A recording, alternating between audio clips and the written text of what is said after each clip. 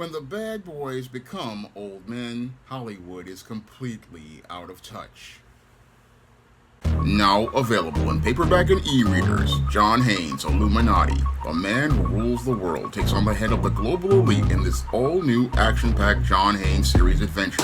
Get your copy of John Haynes' Illuminati in paperback and e-readers at Amazon.com and online booksellers everywhere.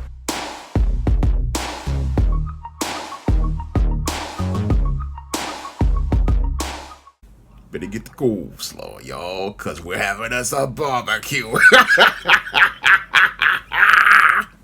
I got a chance to take a look at the trailer for Bad Boys Ride or Die, and it's looking to me like Hollywood is trying to ride this franchise until it winds up dying, and then they want to take the corpse, stuff it and mount it, and then put it on some wheels and have somebody pull the dead horse until it turns into dust. Now, the Bad Boys franchise was basically starting to get long in the tooth with the third movie.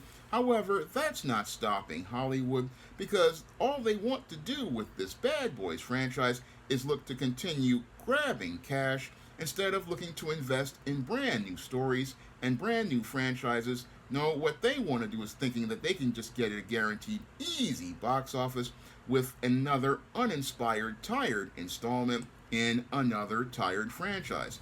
And that's basically what this film looks like to me. Another tired, uninspired film in a franchise that should have ended a long time ago, but because some Hollywood bean counter wants to go out here and get a big box office in the July weekend, he's basically coming out with Bad Boys Ride or Die instead of riding this franchise off into the sunset. Now, the only reason why a lot of people possibly will go see Bad Boys Ride or Die is to see if Will Smith's career still has some life in it. Now, this will be the first big budget film to come out featuring Will Smith after the infamous slap that took place at the Oscars that basically wound up emasculating Will Smith and showing us that this action hero is nothing more than a cucked beta male completely emasculated by his real-life wife, Jada Pinkett.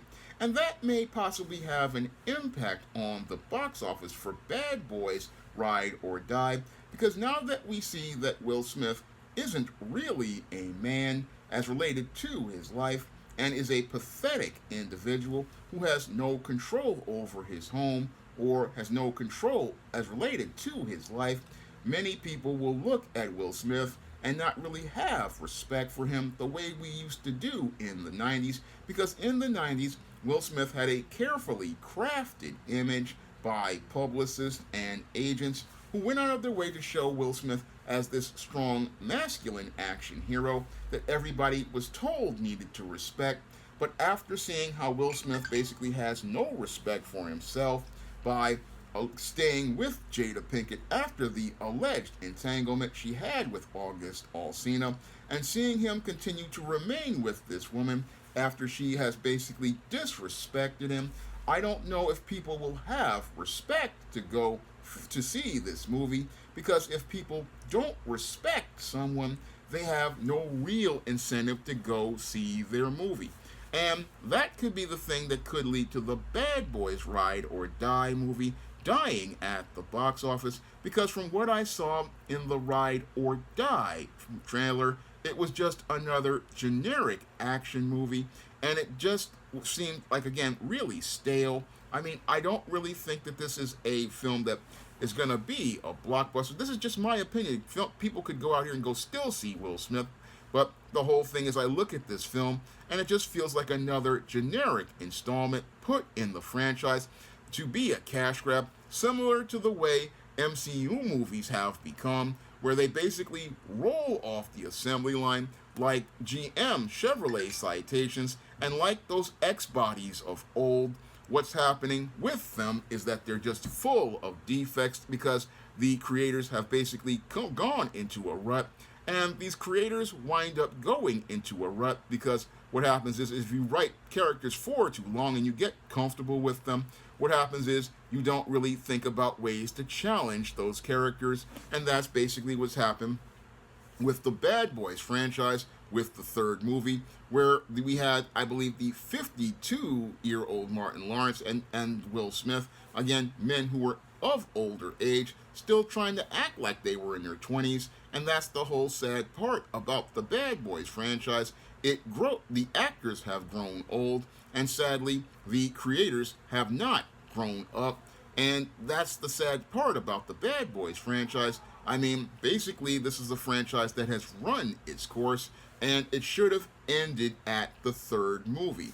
Unfortunately, when it comes to these franchises these days, Hollywood studio executives, all they're thinking about is the accounting numbers, and as we've gotten bean counters in place at these studios, all they're thinking about is how much money they're going to make at the box office, and what they want is a guaranteed return, and that's why we see all of these franchise movies being greenlit instead of fresh original concepts. And that's the big problem I have with Bad Boys Ride or Die.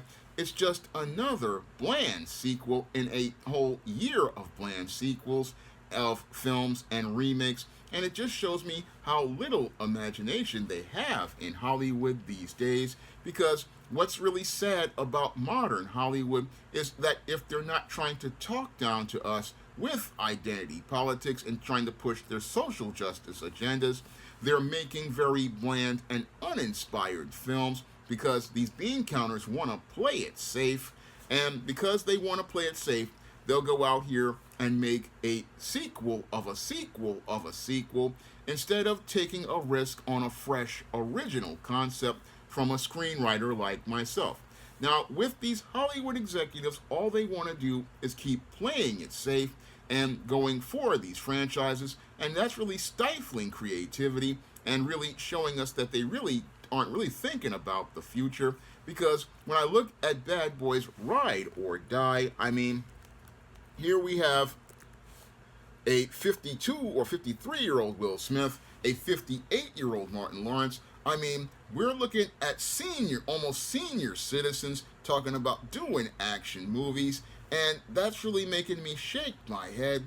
I mean, you've basically got people who are aging out of the whole action genre, and instead of looking to develop new stars and new stories and new franchises, these cowardly executives, what they look to do is try to milk whatever is left out of an old dying franchise that should have ended, I say, about 20 years ago, but they continue to milk it because they're too scared to go out here and take a risk on something fresh and new.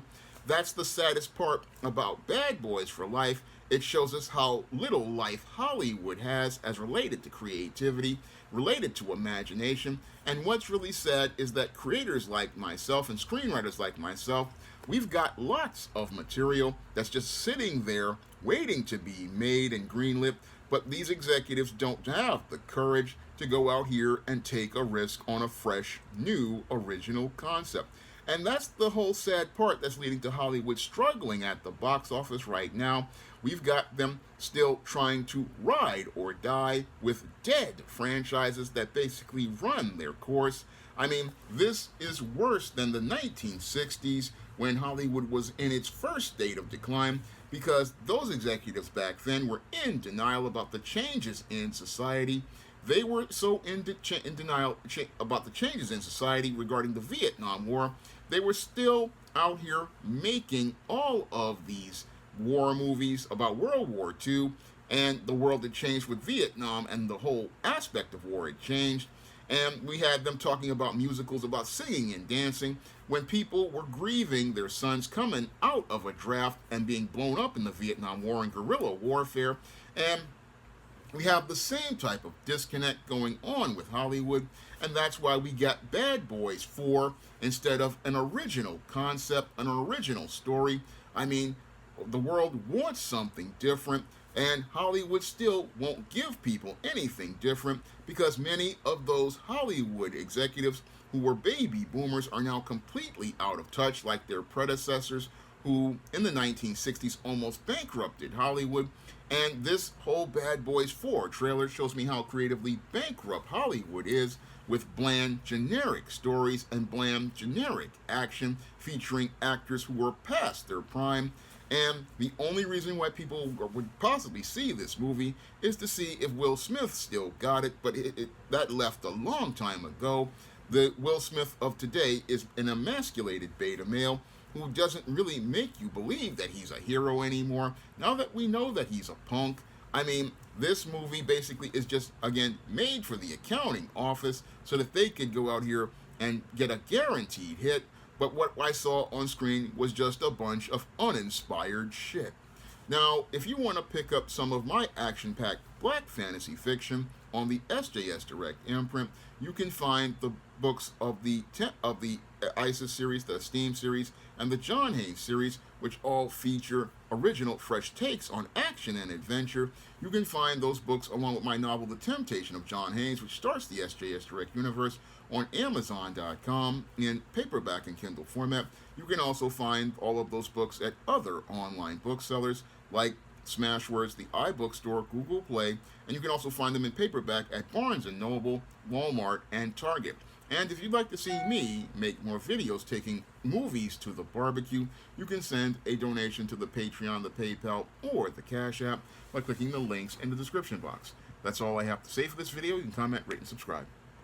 Now available in paperback and e-readers, ISIS: Amari's Revenge.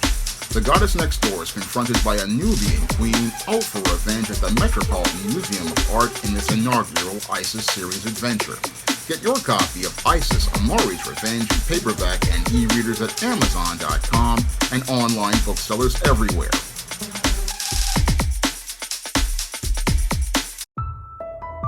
Coming to paperback and e-readers, A Steam Horror in the Hamptons. The aspiring angel tries to escape a house of horrors in this all-new Esteem series adventure.